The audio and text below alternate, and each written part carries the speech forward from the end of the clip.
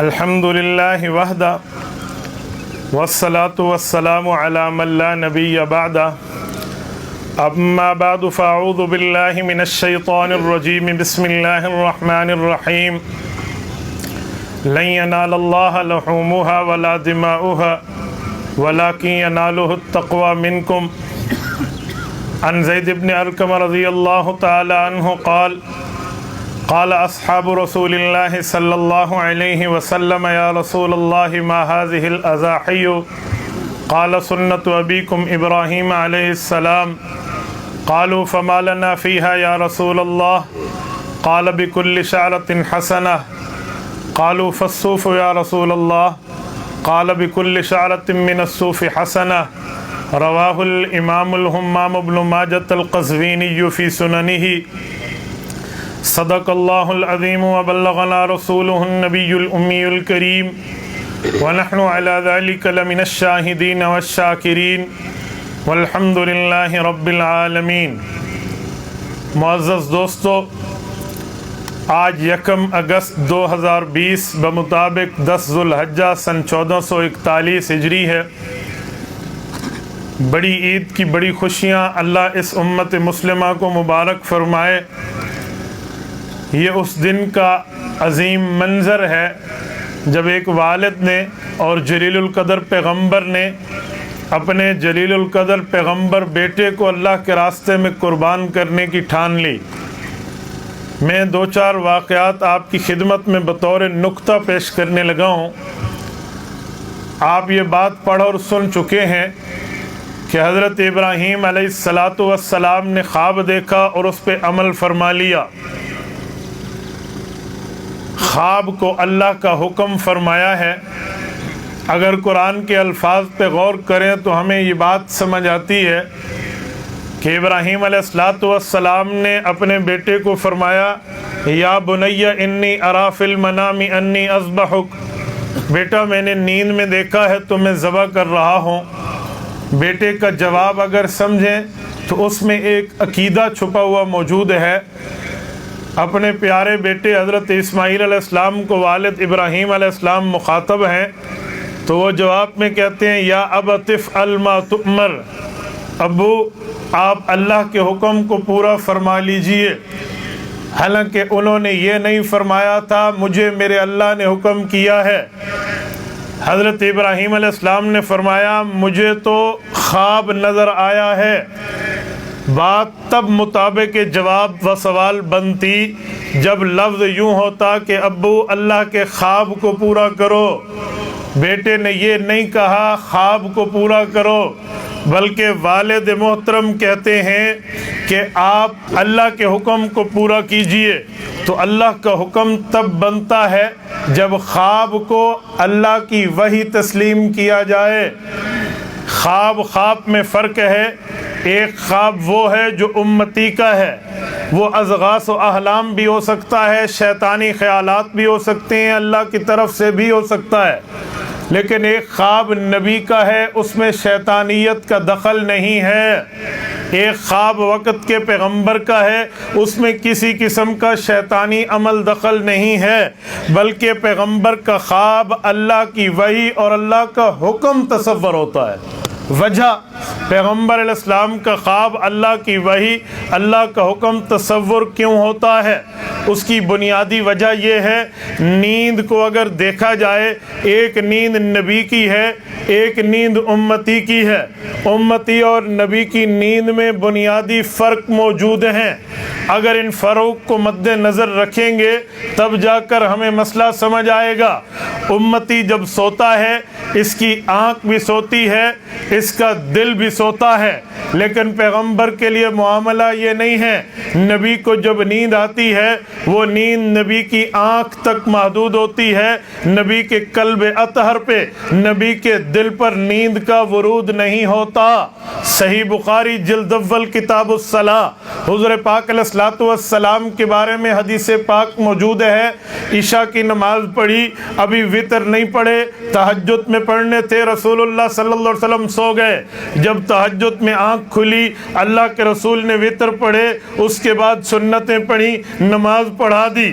حضرت بلال عرض کرنے لگے یا رسول اللہ آپ بھول گئے ہیں کہ وضو تازہ نہیں فرمایا یا اللہ نے وضو تازہ کرنے کا حکم اٹھا لیا ہے؟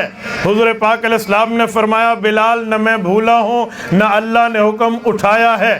نحن معاشر الانبیاء ان عینایا تنامان ولا ینام قلبی, ہماری جماعت پیغمبروں کی جماعت ہے اور نبی کی جماعت کی شان یہ ہے جب وہ سو جائے تو اس کی آنکھ سوتی ہے, اس کا دل جاگتا ہے. نبی کے دل جاگنے سے نبی کا وضو نہیں ٹوٹتا, وضو قائم رہتا ہے. اس سے پتہ چلا نبی کی نیند وہ نہیں ہے جو نیند امتی کی ہے. امتی کی نیند میں وضو ٹوٹتا ہے, نبی کی نیند میں جب وضو نہیں ٹوٹتا تو نبی کا خواب صرف خواب نہیں ہے, اللہ کا حکم اور اللہ کی وحی ہوتا ہے.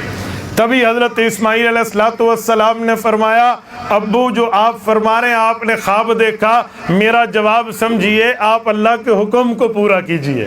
تو یہ خواب اللہ کا حکم تب بنتا ہے جب اس بات کو اور اس عقیدے اور نظریے کو ذہن نشین کر لیا جائے کہ نبی کی نیند کا معاملہ اور ہے, امتی کی نیند کا معاملہ اور ہے. میرے دوستو, نبی اور امتی کی نیند میں فرق ہے. جب نبی اور امتی کی نیند میں فرق ہو گیا تب نبی کا خواب صرف اللہ کا صرف خواب نہیں بلکہ اللہ کی وحی بنتی ہے. اس لیے اہل سنت والجماعت احناف کا نظریہ ہے نبی کا معاملہ اور ہے, امتی کا معاملہ اور ہے. حضرت اسماعیل علیہ السلام نے گردن لٹا دی ہے, حضرت ابراہیم علیہ السلام نے چھری چلائی. جب چھری چلانے لگے اپنی طرف سے اسباب تو پورے کر لیے ہیں, یہ اللہ کا حکم اللہ کی حکمت ہے. رب العزت نے اس جگہ وہ بچڑا بھیجا ہے, وہ دمبا بھیجا ہے, وہ جانور بھیجا ہے جو جنت سے آیا ہے. اللہ رب العزت نے وہ جانور بھیجا. خدا پاک ارشاد فرماتے ہیں وَفَدَيْنَاهُ بِذِبْحٍ عَظِيمٍ, ہم نے ایک بڑا ذبح عطا فرمایا. چھری اس پر چل گئی. حضرت ابراہیم علیہ السلام نے یکایک دیکھا کہ جس بیٹے کی گردن پہ چھری چلائی تھی وہ بیٹا بالکل سامنے موجود ہے اور اس کی جگہ ذبح دمبا ہو گیا ہے. تو اللہ فرمانے لگے قد صدقت الرؤیا, ابراہیم اب یہ نہ دیکھو بات کچھ اور ہو گئی, جو آپ نے دیکھا تھا وہ وعدہ آپ نے پورا کر لیا. اس سے پتہ چلا ہمارے ذمے اللہ کے حکم کو پورا کرنا ہے. آگے معاملہ کیا ہوتا ہے وہ رب کائنات کے ذمے, اللہ کے ذمے رب العزت کا معاملہ ہے, وہ اللہ کا معاملہ ہے. اس لیے ہمیں اس پر غور کر کے تھوڑا دیکھ لینا چاہیے. میں آخری بات کرتا ہوں, ذرا توجہ رکھنا. آج عید کا اجتماع ایک بات ہمیں سمجھا رہا ہے کہ ہم اللہ کے حکم کی پاداش میں چاہے کچھ بھی ہو جائے اللہ کے حکم کو درمیان میں توڑنے والے نہ بنے. مسلمانوں, آج عید کے دن کے اعمال میں ہم وعدہ کریں ہم اپنی زندگیوں میں, اپنے کاروبار میں, معاشرت میں, تجارات میں, اپنے معاملات میں اور اپنے تمدنات میں اور اپنے گھر بار کے معاملات میں اللہ کے حکم کو پورا کریں گے, اللہ کے نبی کی سنتوں کو زندہ کریں گے, رسول اللہ کے طریقے کو اپنائیں گے, رسول اقدس صلی اللہ علیہ وسلم کی تعلیمات پہ عمل کریں گے. یہ عید کا یہ معنی نہیں ہے ہم ادھر آئے ابراہیم علیہ السلام کا واقعہ سنا جی بہت بڑی بات, بہت بڑی بات, جی واہ واہ. ہمیں واہ واہ سے بات نہیں بنتی, بات تب بنتی ہے جب ہمارے اعمال میں آئے. عمل سے زندگی بنتی ہے, جنت بھی جہنم بھی. یہ خاکی اپنی فطرت میں نہ نوری ہے نہ ناری. میں آپ کو نماز کے متعلق دو باتیں سمجھا دیتا ہوں پھر معاملہ شروع ہوتا ہے. سب سے پہلی بات, نماز عید وہ بقرہ عید ہو یا عید الفطر ہو, ان دنوں میں اشراق نہیں ہے. یہ بات یاد رکھیں, ان دنوں میں اشراق نہیں ہے. عام بندے کو مغالطہ ہوتا ہے جی اشراق کا ٹائم تو یہ تھا, اور میں نے کہا بابا اشراق تو اس دن ہے نہیں, آپ ہمیں اشراق کے پابند نہ کیجئے. نمبر دو, یہ مسئلہ ذہن نشین کر لیں, عید نماز کا ابتدائی وقت اس وقت داخل ہوتا ہے جب طلوع ہو اور سورج سوا نیزہ بلند ہو. جتنا ہم وضو میں بازو دھوتے ہیں عربی میں اسے حربہ اور نیزہ کہتے ہیں, مکمل بازو نہیں بلکہ 1/3 حصہ. اس بازو جتنا سورج طلوع ہو جائے تو نماز عید کا ٹائم ہو جاتا ہے. لوگ سمجھتے نہیں آپ 20 20 منٹ ٹھہریں 25 منٹ ٹھہریں، اس پر لوگوں کو شکوک ہے۔ ایسی کوئی بات نہیں ہے، میں آپ کو سمجھانے کے لیے کہتا ہوں، یہ 15 سے 20 منٹ بھی اگر 15 منٹ بھی مل جائیں تو وہ سونے سے سورج بلند ہو جاتا ہے۔ یہ نہیں ہے کہ وہ ڈیزل گڈیوں کو دھکا لا کے تو اونچا کرنا پڑتا ہے۔ لوگ بیچارے پریشان ہوتے ہیں، جی ایسا ٹائم نہیں ہے، تھوڑا سا ایسے کرے تو۔ میں نے کہا آپ کبھی بغیر وضو کے نماز پڑھیں گے؟ جی نہیں۔ تو میں نے کہا میں نے پورے مجمع کی نماز ضائع کر کے اپنی گردن کو جہنم کا پل بنوانا ہے؟ جی مجھ سے نہیں ہوتا، اعتماد کیجئے۔ اور دوسری بات ہے، یہ 2 رکعت نماز جو ہے یہ واجب ہے۔ ان 2 رکعتوں میں 6 تکبیریں ہیں، 3 تکبیریں پہلی رکعت میں ہیں، 3 تکبیرات دوسری رکعت میں ہیں۔ جو پہلی رکعت میں 3 تکبیرات ہیں اللہ اکبر، اس میں بھی ہم نے تکبیر پڑھ کے ہاتھ چھوڑ دینے ہیں۔ جو دوسری رکعت میں 3 تکبیریں ہیں، اس پہ بھی اللہ اکبر کر کے ہاتھ چھوڑ دینے ہیں۔ میں بعضوں کا حیران ہوتا ہوں، لوگوں کو اس پہ تجربہ نہیں ہوتا، وہ عید نماز میں دائیں بائیں دیکھتے ہیں۔ آپ یہ بات آج فیصلہ کر لیں کہ جنازے میں ہاتھ نہیں چھوڑنے، عید کی نمازوں میں ہاتھ چھوڑنے، بس ایک ہی بات ہوتی ہے۔